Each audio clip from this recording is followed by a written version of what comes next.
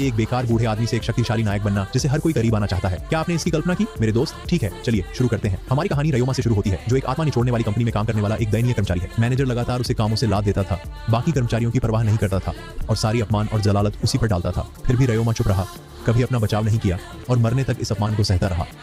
लेकिन उसके बाद युवक ने पाया कि उसे दूसरी दुनिया में ले जाया गया था। वहां उसे अजीब दिखने वाले 3 जादूगर मिले जो पृथ्वी के नहीं लगते थे और उसने उनसे सीखा कि वह मर चुका था। वह क्यों मरा मेरे दोस्त? क्योंकि जब वह सो रहा था उसने 4 शक्तिशाली छींकें मारी जिससे उसका मस्तिष्क फट गया और उसकी रक्त वाहिकाएं फट गईं जिससे उसकी मृत्यु हो गई। और बेशक जब रयोमा को पता चला कि वह एक छींक के कारण मर गया था तो वह पागल हो गया। उसने खुद से कहा, मैंने अपना पूरा जीवन बचपन से ही अपमान और पिटाई सहते हुए बिताया है, यहाँ तक कि मेरे काम पर मेरे बॉस ने भी कोई दया नहीं दिखा। एक दिन उसने मुझे बोतल से सिर पर मारा और मैंने सब कुछ सह लिया, पर एक छींक से मर गया। कितनी शर्मनाक मौत थी, पर कोई बात नहीं, उसने खुद को शांत किया, ये कहावत याद करके कि मौत तो एक ही है। उसने 3 जादूगरों से सीखा कि वे उसे जादुई दुनिया में भेज देंगे।